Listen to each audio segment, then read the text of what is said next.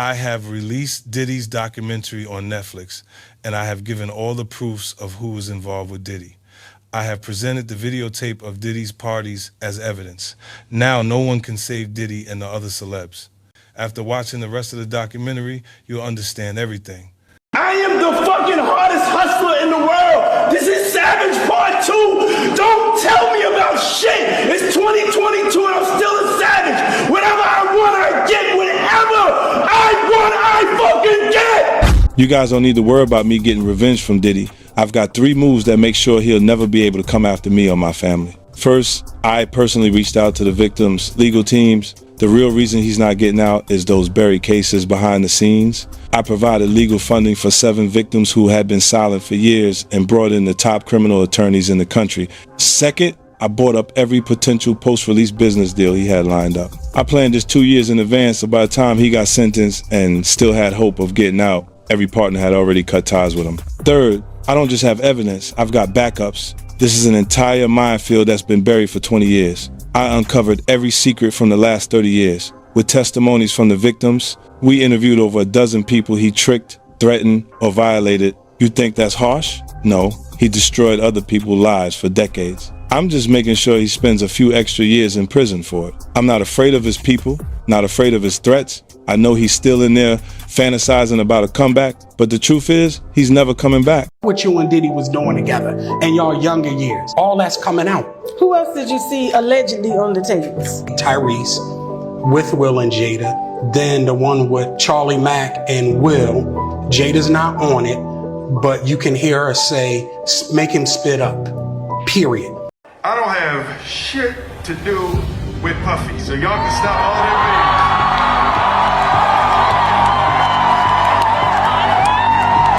Stop all of that bullshit. I ain't been nowhere near no damn freak off. Listen, I do enough of my own shit. Don't be putting me in other people's bullshit. I ain't been nowhere near that man. I ain't did none of that stupid shit. So, whenever y'all hear it, if somebody say that, it's a damn lie. I don't even like baby oil. Secret parties hidden from cameras, closed-door gatherings no one ever documented, late-night events where familiar faces kept appearing, private relationships that never existed publicly, but never disappeared either. And this time, it's not social media talk, it's 50 Cent.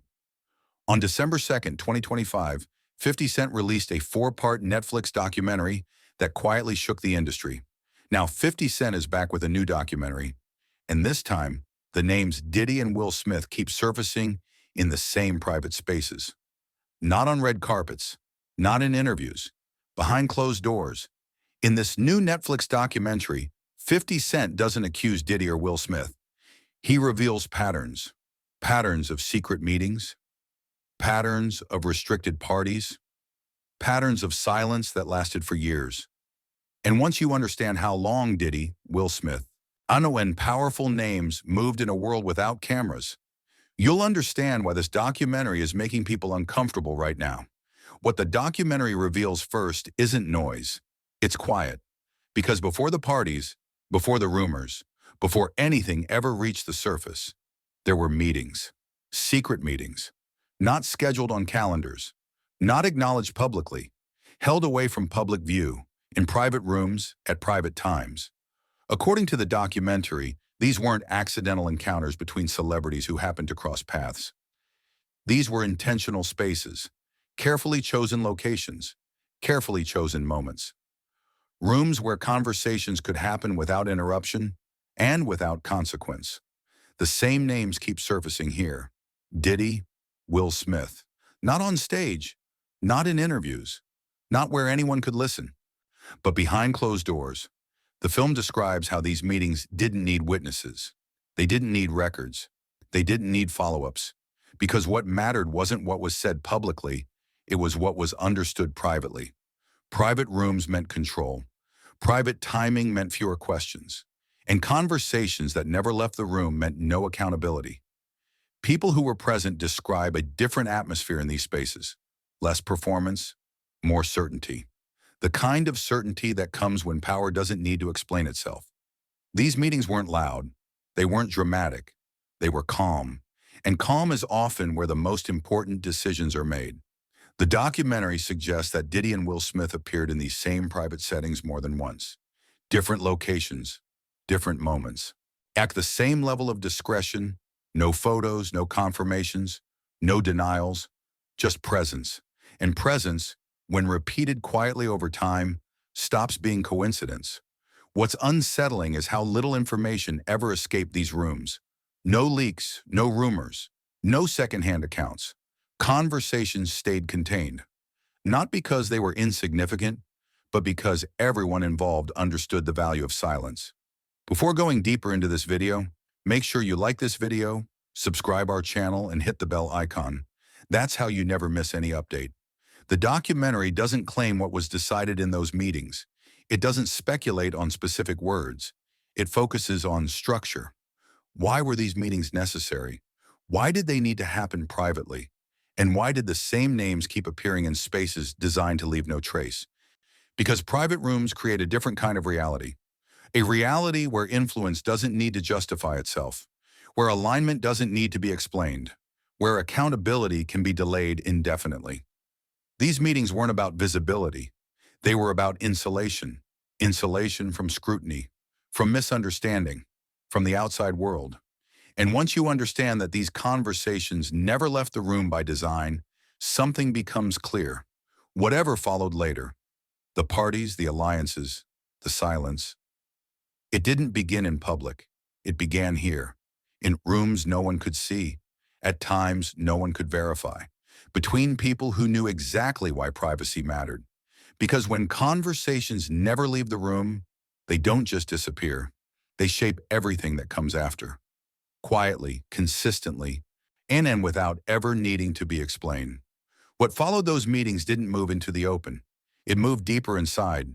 Closed-door parties, not industry events, not celebrations meant to be seen, but restricted gatherings where entry wasn't earned through fame. It was granted through familiarity. The documentary shows how these parties were never announced. No flyers, no guest lists, no timestamps. If you were there, you already knew why. If you weren't, you were never supposed to know they happened.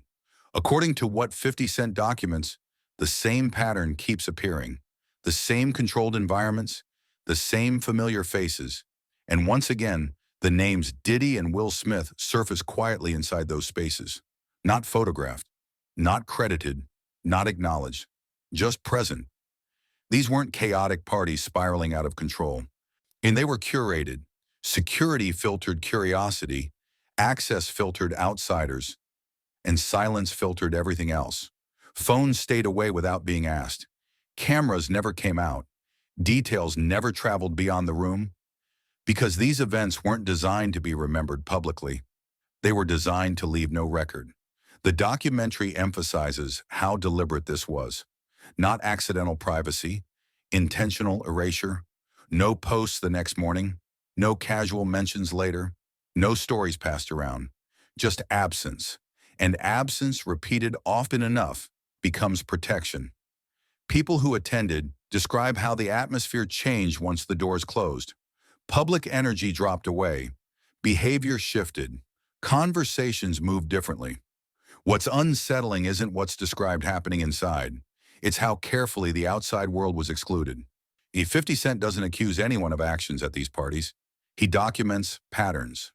How often Diddy and Will Smith appeared in environments designed to stay undocumented. How familiarity replaced formality. How repetition replaced coincidence. Because when the same names keep showing up in the same restricted spaces, without records, without acknowledgement, without explanation, it raises questions that silence can't answer. These parties weren't about celebration. They were about insulation. Insulation from scrutiny, from accountability, from anything that could later be questioned. And the most revealing detail isn't what people say happened. It's what never existed. No proof, no timelines, no evidence, only memory. And memory without documentation is easy to dismiss, easy to doubt, easy to erase. That's the power of closed-door parties. When not what they allow, But what they remove witnesses, they remove records, they remove consequences. And once you understand that these events were built to leave nothing behind, one thing becomes clear. Whatever happened next didn't need to be hidden afterward. It was already protected the moment the doors closed. As the night went on, the settings changed again. These weren't events that happened when the world was still awake. They began after schedules ended, after attention faded, after visibility disappeared, late night parties, after hours gatherings that existed outside normal observation, where time felt flexible and accountability felt distant. According to the documentary, this timing was never accidental. The later it got, the fewer the eyes. The fewer the eyes, the safer the silence. And once again, in the same name surfaced quietly in these spaces, Diddy, Will Smith. Not announced, not highlighted, just there. These gatherings weren't extensions of public events. They were separate worlds. Locations shifted late. Entrances changed. What started as something ordinary slowly transformed into something private. Phones weren't taken away. They just disappeared. Cameras didn't break. They just weren't used. No one needed instructions. Everyone understood. The documentary describes how the atmosphere shifted after midnight. Conversations loosened. Boundaries felt different. Familiar faces stayed longer. Outsiders faded out. What people remember most isn't chaos. It's disorientation. Time stretched. Moments blurred. What happened felt significant, but not clear enough to explain later. And that's where memory becomes the only record. Accounts describe leaving these gatherings unsure of how to process what they experienced. Not disturbed enough to speak immediately. Not confident enough to define what felt off. Just unsettled. Others describe recognizing years later how carefully these nights were structured. Different cities, different dates, the same late-night pattern repeating, and repetition matters, because when something keeps happening without consequence, it begins to feel permitted. When it feels permitted, it stops being questioned. The documentary doesn't claim specific actions took place during these nights. It focuses on design, why visibility always ended early, why documentation never followed, why silence always came afterward. Because moments that exist only in memory are fragile. They can be doubted, dismissed, reframed. Now, one person's recollection can be challenged, but when many people remember the same structure, doubt becomes harder to maintain. 50 Cent doesn't tell viewers what to believe. He shows how environments were built. Environments where Diddy and Will Smith appeared repeatedly, after hours out of sight, without records. Late nights didn't just reduce witnesses, they removed certainty. And once certainty is gone, accountability fades with it. By the end of this section, one realization settles quietly. These late-night gatherings weren't about spontaneity or celebration. They were about control. Control of timing, control of access, control of what could never be proven later. Because when something exists only in memory, it can always be questioned. And when enough moments are designed that way, silence stops looking accidental. It starts to look intentional, not to hide one night, but to protect every night that followed. As the documentary moves deeper, it begins to focus on relationships that were never meant to exist in public view. Not friendships, not collaborations. Romantic involvement, kept deliberately separate from the image shown to the world. According to what 50 Cent lays out, certain private relationships around Diddy and Will Smith were maintained with extreme care. No shared appearances, no acknowledgments, no moments allowed to overlap with public life. Publicly, there was distance. Privately, there was continuity. Two realities operating at the same time. One crafted for interviews, premieres, and headlines. The other unfolding quietly in private spaces where image didn't matter and silence did. What stands out isn't secrecy alone. It's effort, because relationships don't stay invisible by accident. They stay invisible when both sides understand that acknowledgement would change everything. The documentary doesn't frame these connections as rumors pulled from nowhere. It presents them as patterns of proximity, the same people appearing in the same private environments over long periods of time, without ever being mentioned publicly. No confirmations, no denials, just absence. And absence, repeated often enough, becomes strategy. Accounts describe how these relationships were managed, where meetings could happen, when appearances had to be separate, which spaces were considered safe. This wasn't spontaneous. It was structured. Silence wasn't requested. It was expected. The film doesn't claim these relationships were illegal or immoral by default. One of it asks a more uncomfortable question. Why was public acknowledgement impossible? Why did image protection require complete separation from private reality?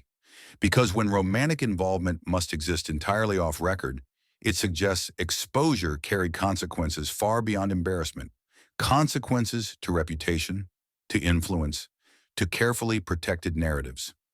Public distance became part of the system. Appearing unconnected reduced curiosity.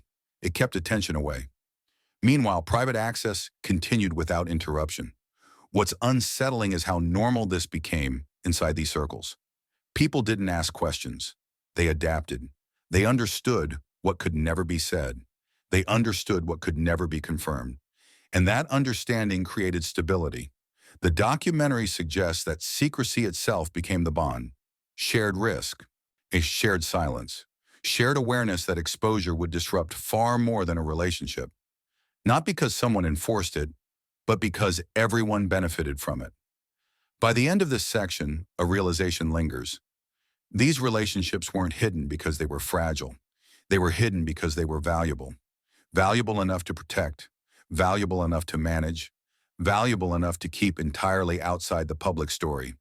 And when connections involving Diddy and Will Smith can exist for years without ever being acknowledged, it raises a deeper question. Not about who was involved, but about the kind of system that makes honesty impossible. Because relationships don't disappear from public view unless silence serves a purpose. And here, silence served everyone. As the documentary moves forward, the tone becomes noticeably heavier. This is where quiet concern turns into discomfort. Alleged relationships involving young girls are raised not as confirmed facts, not as accusations, and not as descriptions of acts, but as concerns that surfaced repeatedly and were never addressed openly. The documentary is extremely careful here. It does not claim crimes. It does not describe behavior. It does not speculate beyond what people say they noticed. Instead, it focuses on presence. Who was there? Where they appeared? And why their presence raised uncomfortable questions. Accounts describe young individuals showing up in environments clearly designed for adults. Late-night settings, private gatherings, restricted spaces where authority, experience, and influence were already firmly established. Nothing was announced as wrong in the moment. Nothing was challenged openly, but discomfort existed. Age concerns were raised quietly, inside conversations, in looks exchanged across rooms, in warnings that were vague but intentional. People noticed but didn't know how to respond. The documentary shows how these moments were rarely discussed directly, especially when powerful names like Diddy and Will Smith were involved.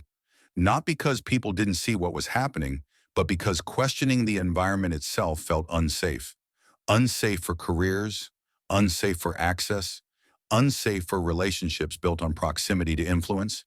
Some accounts describe confusion rather than certainty. Others describe recognizing the imbalance immediately, but choosing silence over confrontation, because silence felt safer. What makes these accounts unsettling is not one story, it's repetition. Different people, different years, different locations, the same uneasy reaction, the same internal question. Why is this happening here? The documentary does not answer that question. It doesn't attempt to resolve it. It examines how easily discomfort can be normalized when authority goes unchallenged. When age gaps exist alongside power, perception changes. Boundaries blur. People second-guess their instincts. Is this inappropriate, or is it just not their place to question? That uncertainty is where silence grows.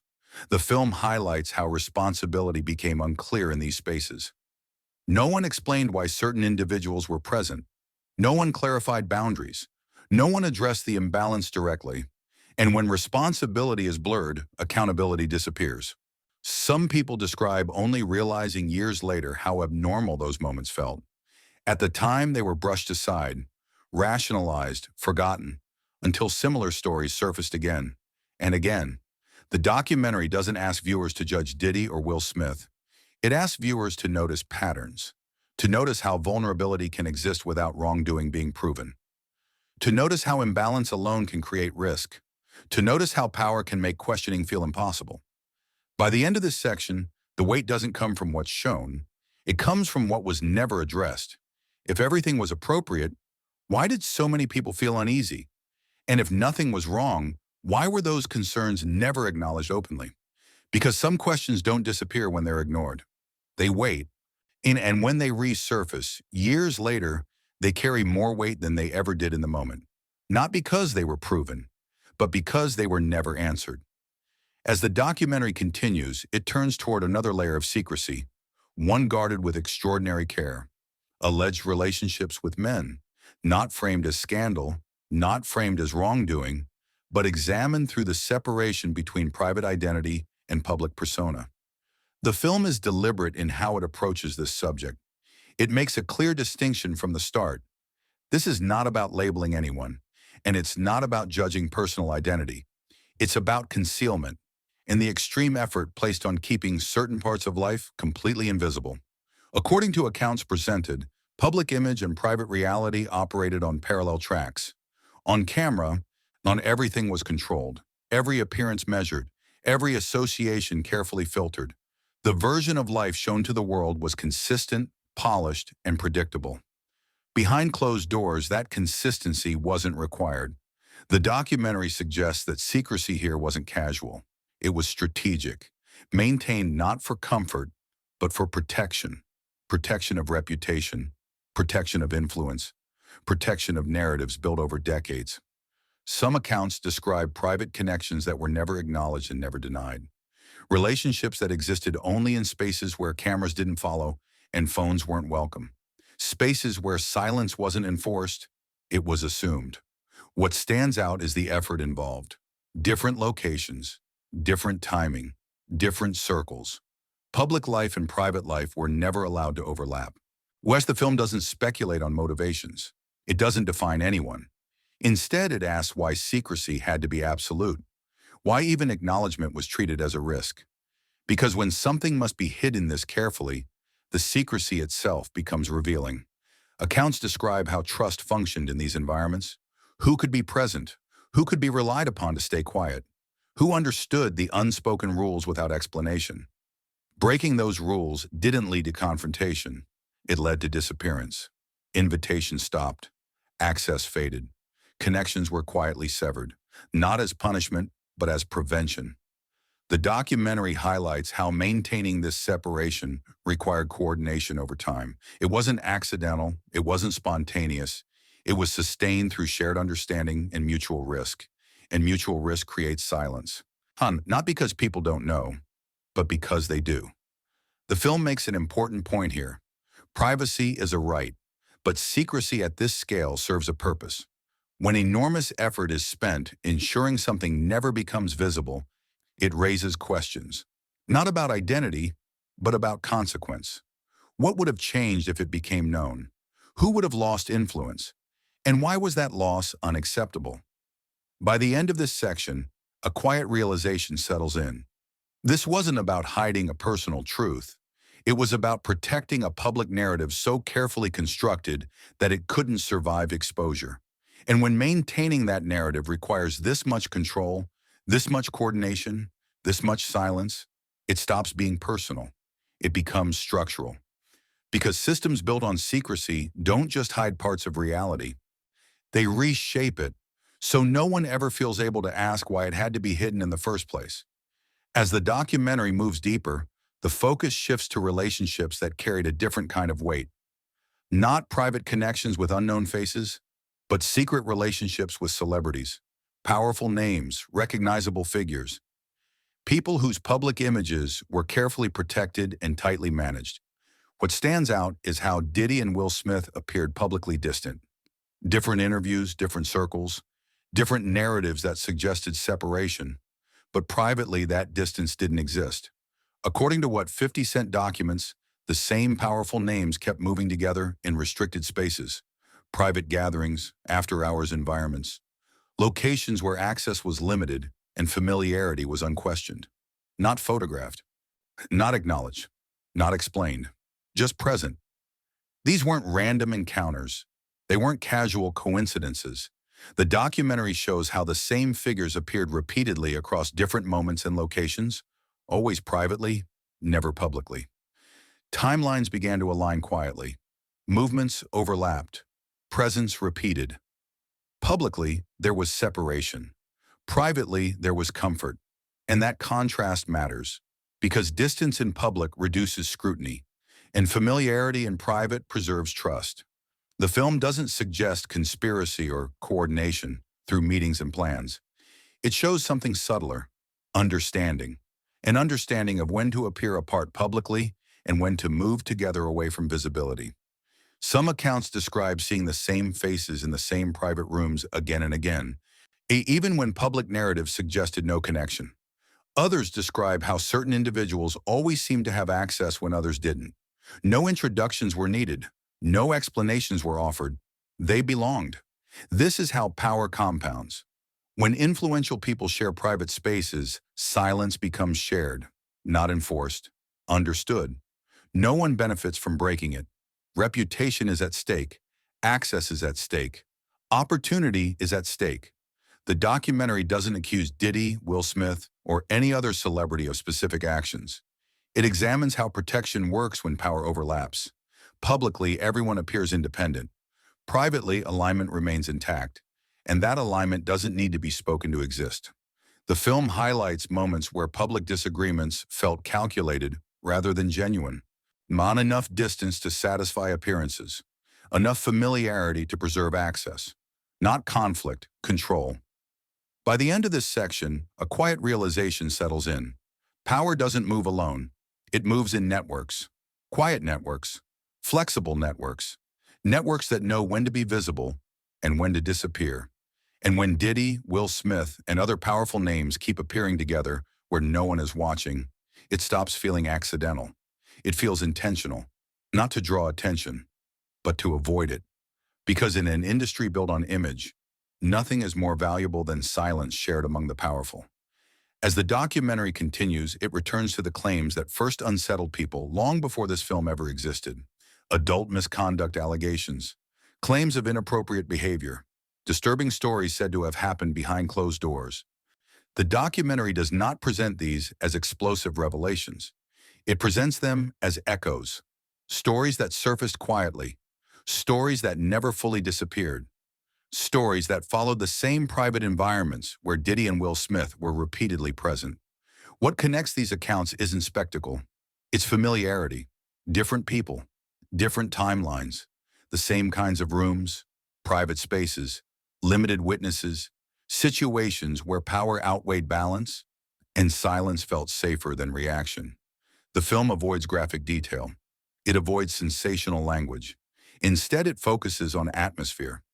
Moments where professional boundaries were said to blur without warning. Situations where discomfort wasn't dramatic enough to stop everything, but persistent enough to stay with people long after. On environments where saying something felt riskier than saying nothing. Accounts describe feeling unsure in the moment, not certain enough to accuse, not confident enough to confront. And that uncertainty mattered, because uncertainty is where silence survives. The documentary shows how influence shaped behavior in these private settings, not through force, but through implication. The power to invite, the power to exclude, the power to affect careers without ever saying a word. When authority exists without challenge, behavior changes around it. Some accounts describe laughing things off at the time, convincing themselves nothing was wrong. Others describe realizing only years later how inappropriate certain dynamics may have been.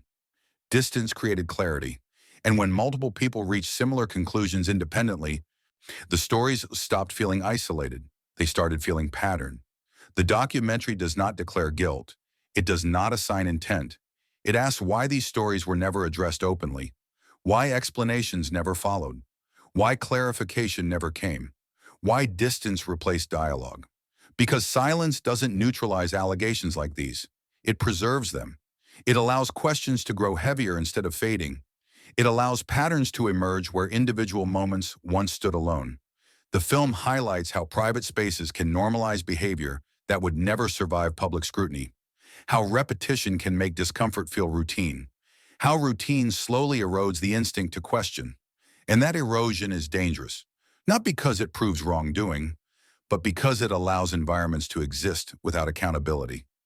By the end of this section, the weight doesn't come from one accusation or one story.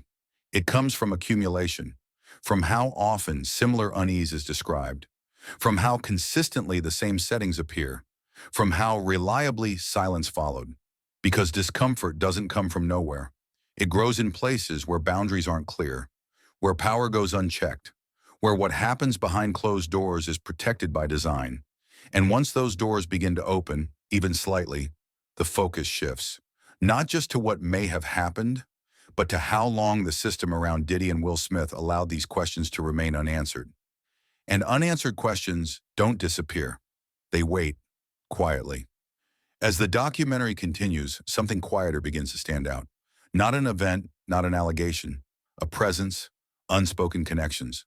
It's private inner circles, people who were always there, yet never mentioned publicly. According to what 50 Cent documents, these weren't random faces drifting in and out of private spaces. They were constants. Familiar figures who appeared again and again around Diddy and Will Smith across different locations, different years, different settings. Not as guests, as fixtures. They didn't need introductions. They didn't ask permission. They moved comfortably through rooms most people never saw. What's striking is how invisible they were to the public narrative. No interviews, no acknowledgments, no explanations for why they were always present. And that absence is exactly what makes them noticeable. Because access in private spaces isn't accidental. It's granted. And when certain people never need to ask for access, it signals trust that goes far beyond casual association. Accounts describe how the atmosphere shifted when these individuals entered a room. Conversations softened, behavior adjusted. Others instinctively understood where they stood. No one announced authority, no one needed to. This kind of influence doesn't come from titles or fame, it comes from proximity. The documentary doesn't claim these inner circle figures made decisions openly. It shows how they shaped environments simply by being there. They stayed late. They moved freely. They crossed boundaries others wouldn't approach. And no one questioned it, because familiarity had replaced accountability. What's unsettling is how normalized this became. People outside these circles noticed, but learned quickly not to ask. Inside, understanding was assumed. Don't name it. Don't explain it. Just operate within it. The film suggests that these unspoken connections were the glue holding everything together. They carried memory from one private moment to the next. They carried silence across years. They ensured continuity even when public narratives changed. When stories surfaced later, these were the people who already knew how to respond, not through planning, but through habit. They knew what not to say. They knew when to disappear. They knew how to keep things contained. And because they were never acknowledged publicly, they were never examined. The documentary doesn't accuse these individuals of actions. It examines their role, the role of always being present, the role of never being named, the role of making silence feel normal. By the end of this section, a realization settles in. Power doesn't always announce itself. Sometimes it just keeps showing up. And when the same people are always present around Diddy and Will Smith in the most private spaces, yet never mentioned publicly, it stops feeling coincidental. It feels structural, because inner circles don't need recognition to function. Their strength was never visibility, it was familiarity. And familiarity, repeated long enough, becomes authority. Silent authority, the kind that doesn't need to speak, because everyone already knows how the system works. As the documentary unfolds further, it begins to focus on relationships that existed in a carefully protected gray zone. Off-record relationships, connections that were real enough to be maintained, but never official enough to be acknowledged. According to what 50 Cent documents, certain associations involving Diddy and Will Smith followed the same quiet pattern again and again. Never confirmed publicly, never denied either, just left untouched, suspended in silence. And that choice was intentional, because denial ends a conversation, but silence keeps it alive. These relationships weren't hidden in panic. They weren't accidental secrets. They were quietly managed ties, maintained privately while being erased from the public story. People moved together behind the scenes, shared access, shared spaces. But the moment visibility returned, distance followed. No explanations, no clarifications, no acknowledgement that anything existed at all. Accounts describe how these associations were treated as understood truths inside private circles. No one asked questions. No one needed confirmation. Everyone already knew what could not be said. And that understanding created stability. What's striking is how long these ties lasted. Years passed. Public narratives changed. Images were reshaped. Yet the private relationships remained intact. Not visible, but consistent. The documentary suggests this level of consistency doesn't happen by chance. Maintaining an off-record relationship requires discipline. It requires coordination. It requires agreement that silence benefits everyone involved. And when silence benefits everyone, it becomes permanent. Some accounts describe how these relationships operated without labels. No definitions. No boundaries explained. That ambiguity wasn't confusion, it was protection. Because undefined relationships can't be challenged. They can't be questioned directly. They can't be held accountable. If nothing is acknowledged, nothing can be disproven. The film highlights how this strategy protected influence around Diddy and Will Smith. Publicly, there was nothing to investigate. Privately, access continued without interruption. And access, once secured, becomes more valuable than recognition. These associations weren't sustained by emotion alone. They were sustained by mutual understanding. An understanding that exposure would change everything. An understanding that silence preserves stability. An understanding that speaking would introduce consequences no one wanted. The documentary doesn't claim these relationships were wrong by default. It asks why they needed this level of protection, why acknowledgement was impossible, why denial was unnecessary, why silence was always chosen instead. Because when associations live entirely off record, they don't just avoid scrutiny, they reshape reality. They allow public narratives to remain untouched. They allow private behavior to continue uninterrupted. Over time, that split becomes normal. By the end of this section, one truth becomes clear. The most powerful relationships aren't always the ones everyone sees. They're the ones that never appear on paper, never appear in photos, never appear in statements. They exist only in proximity, in access, in silence. And when something can exist for years around Diddy and Will Smith without ever being confirmed or denied, it isn't hiding. It's operating exactly as intended. As the documentary moves forward, the focus shifts from individuals to something broader and far more protected. Hidden alliances within the industry. Not partnerships announced on stage. Not friendships discussed in interviews, but coordination that only made sense behind the scenes. Publicly, there was separation. Different projects, different statements, different lanes that suggested independence. Privately, alignment kept appearing. According to what 50 Cent documents, moments of distance in public often coincided with moments of unity in private. The same silences, the same timing, the same decisions unfolding quietly, without explanation. Names like Diddy and Will Smith didn't need to appear together publicly to move in the same direction. Public separation did the work of distraction. Private alignment did the work of protection. This wasn't about secret meetings with agendas written down. It was about understanding, an understanding of when to stay apart publicly, and when to move together where no one was watching. The documentary highlights how responses across the industry often felt synchronized. Silence arrived at the same time. Distance was created at the same moment. Attention was redirected in the same direction. Not announced, not coordinated openly, just aligned. Accounts describe how certain figures seemed informed before information became public, how reactions felt prepared rather than spontaneous, how narratives shifted without ever being acknowledged. This is how alliances operate when visibility is risky. No emails, no documents, no statements tying anyone together, just behavior. And behavior, repeated often enough, becomes evidence of structure. The film shows how influence multiplied inside these alliances. When powerful figures protected each other's privacy, accountability scattered, responsibility blurred, questions lost direction. Who do you confront when everyone appears separate? Who do you hold accountable when no one admits alignment? That fragmentation is powerful. It keeps scrutiny shallow. It keeps focus divided. It keeps systems intact.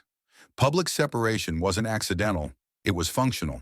It allowed Diddy, Will Smith, and others to appear independent while remaining privately connected. It allowed influence to operate without exposure. It allowed protection without confirmation. Some accounts describe moments where public disagreements felt performative. Enough distance to satisfy appearances. Enough familiarity to preserve trust. Not conflict. Calculation. The documentary never claims conspiracy. It doesn't need to. It shows how patterns form when interests overlap. The same people benefiting from the same silences. The same circles closing ranks without ever naming themselves. And once that pattern becomes visible, coincidence starts to lose credibility. By the end of this section, one realization settles in. Power rarely operates alone. It moves through networks, quiet networks, flexible networks, networks that know exactly when to be seen and when to disappear. And as long as those alliances remain unspoken, they remain protected. Not because no one suspects them, but because no one can point to them directly. That's the strength of private alignment. It leaves no records, no confirmations, no fingerprints, only timing, only behavior, only silence. And when silence arrives in perfect coordination, it tells its own story, even if no one ever says it out loud. As the documentary continues, it returns to something that never truly went away. Unverified accusations, not loud enough to force courtrooms, not clear enough to demand verdicts, but persistent. These were claims that didn't disappear with time. They didn't collapse under pressure. They didn't fade when attention moved elsewhere. They simply stayed, quietly following the same names, the same spaces, the same conversations. After 50 Cent's documentary released on December 2nd, 2025, many expected clarity, some kind of response, denials, explanations, anything that directly addressed what had been raised. That didn't happen. Instead, the same pattern repeated. Silence. No detailed rebuttals. No clear dismantling of the claims. No effort to confront the structure behind them. And that silence mattered. Because false stories usually burn out. They lose momentum. They disappear when they can't survive scrutiny. These didn't. They resurfaced in private conversations, in warnings passed quietly, in things people said carefully without ever putting them on record. Different voices described similar unease. Different timelines reflected the same concerns. Different environments produced the same questions, not identical stories, but the same shape. Private settings, limited witnesses, imbalanced power, and afterward, nothing. The documentary doesn't argue that these accusations are true. It examines why they were never resolved, why they weren't addressed strongly enough to end, why they weren't dismissed clearly enough to disappear. They were left suspended, and suspended questions behave differently. They don't demand belief, they demand attention. The film shows how viewers began connecting timelines on their own, comparing stories, noticing how often similar situations were described without ever being answered publicly. That lack of closure became its own signal, because resolution doesn't require admission, it requires engagement. Here, engagement never came. Silence didn't calm concern, it deepened it. It gave space for patterns to be examined instead of dismissed. It allowed speculation to grow instead of fade. And when enough people begin asking the same questions independently, those questions gain weight. The documentary highlights how these accusations lived in an uncomfortable middle space. Not proven, not disproven, just present. And presence over time changes perception. What once felt like isolated claims began to feel connected. When what once felt uncertain began to feel familiar. By the end of this section, the viewer isn't given proof. They're given perspective. That the most damaging accusations aren't always the loudest ones. They're the ones that survive time. The ones that keep returning in different forms. The ones that remain unanswered even when there were chances to explain them. Because when questions are met with silence instead of clarity, they don't disappear. They settle. And once they've settled long enough, the story shifts. It stops being about whether something can be proven. It becomes about why, after December 2nd, 2025, so many questions were still left untouched. As the documentary moves closer to its most revealing layer, it focuses on relationships that existed in a deliberate state of limbo. Unconfirmed associations, never acknowledged, never denied. Publicly, these bonds didn't exist.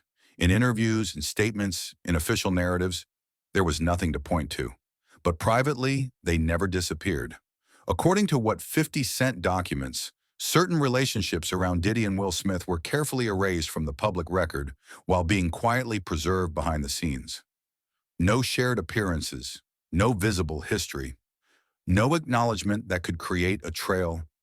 Yet the same proximity kept returning, the same private rooms, the same restricted settings, the same access granted again and again, not briefly, consistently.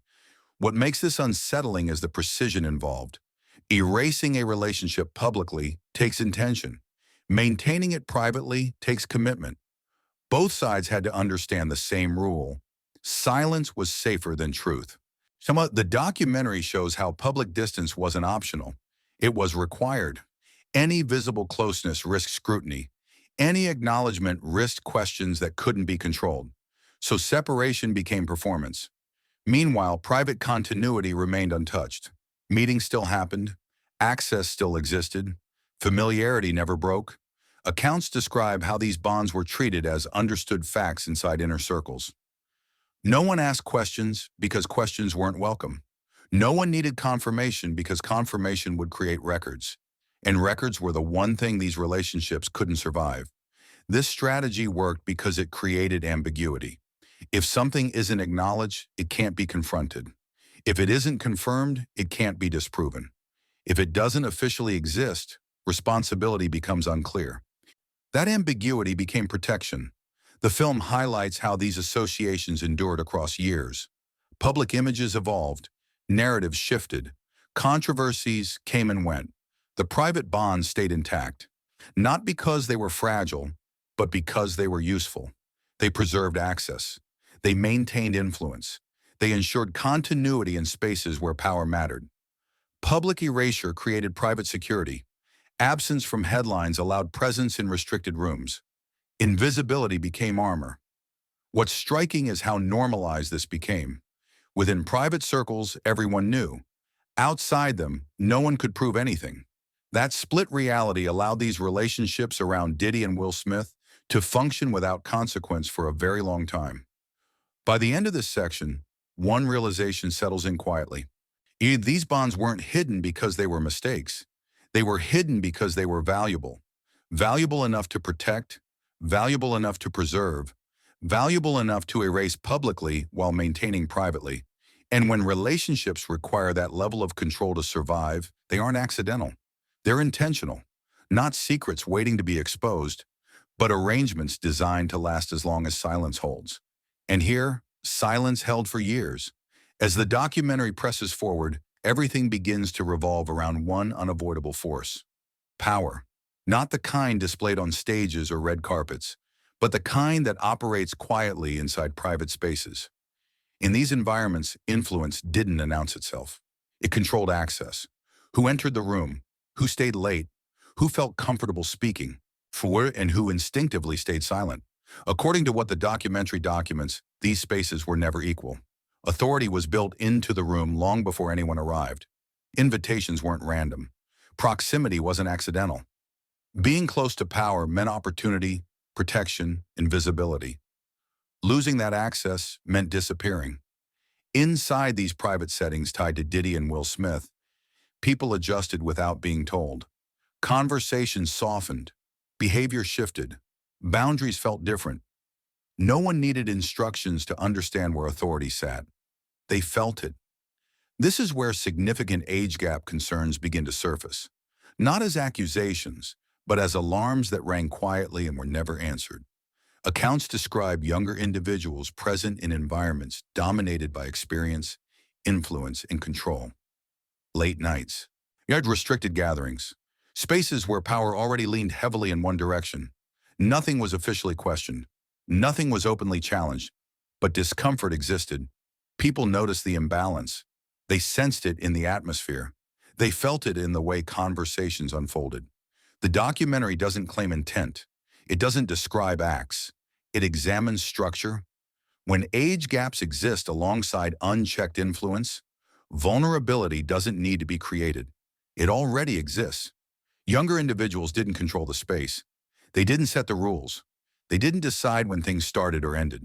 Power did, and power shaped what felt possible to say and what felt impossible to challenge. The film shows how concerns were rarely spoken directly. They surfaced in sideways comments, in warnings without detail, in advice given quietly, be careful, without explanation. That caution wasn't ignorance. It was fear of consequence, because questioning power inside private environments often meant risking everything that access provided: careers, relationships, protection, momentum. So most people chose silence, not because they agreed with what they were seeing, but because silence felt safer than disruption. Over time, that silence normalized imbalance. What once raised internal alarms became background noise. What once felt wrong became routine. And routine is dangerous, because when imbalance becomes normal, accountability fades. The documentary doesn't argue these spaces were criminal by default. It asks why they were structured this way at all, why authority went unquestioned, why boundaries were unclear, why responsibility was blurred. Because power that controls access also controls consequences. And when that power remains unchallenged for years, it doesn't just shape moments, it shapes culture. A culture where age gap concerns are noticed but not addressed, where influence overrides instinct, where alarms ring quietly and then fade. By the end of this section, the weight is unmistakable, not because something has been proven, but because too many people describe the same imbalance, the same hesitation, the same fear of speaking. And when private spaces are built around unchecked influence, the question stops being what happened. It becomes how much could happen without anyone feeling able to stop it. Because power doesn't need permission to operate, it only needs silence. And in these spaces, silence was everywhere. As the documentary reaches its final layer, everything that once felt separate begins to connect. Not into a verdict, but into pressure. For years, exploitation rumors existed quietly in the background of the industry, never loud enough to force action, never clear enough to demand accountability. Just whispers that followed certain rooms, certain nights, certain names. They weren't shouted, they were passed carefully. Concerns around vulnerable individuals surfaced the same way, in pauses, in coded language, in warnings that came without details, because details felt dangerous. And those whispers didn't move randomly. They followed patterns, the same types of environments, the same restricted access, the same power structures. According to what 50 Cent documents, these concerns didn't belong to one era or one moment. They repeated over years, different cities, different settings, the same uneasy recognition. People would speak privately only to realize someone else had noticed the same thing long ago. Not the same story, but the same discomfort.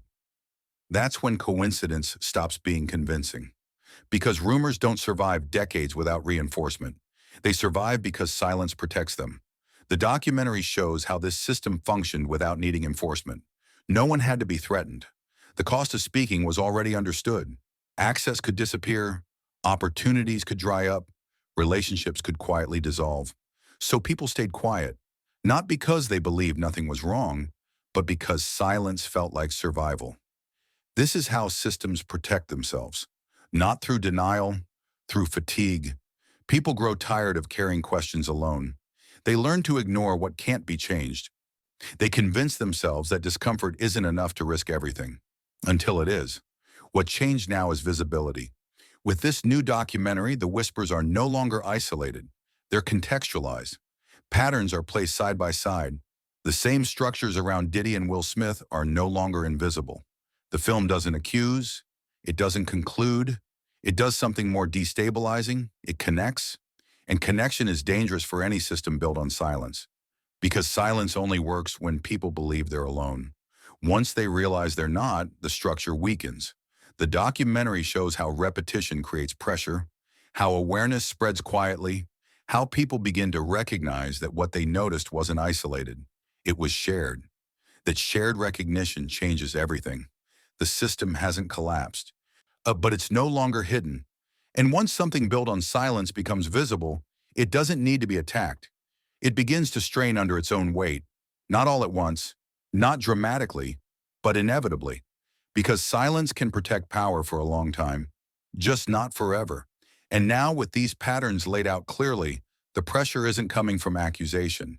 It's coming from awareness, from the realization that the same concerns echoed for years, that the same structures kept repeating, that the same questions were never answered. This isn't the end of the story, but it is the moment the system started being seen for what it is. And once enough people see the same pattern at the same time, the question stops being whether something will change. It becomes how long silence can hold. Now that everyone is finally looking.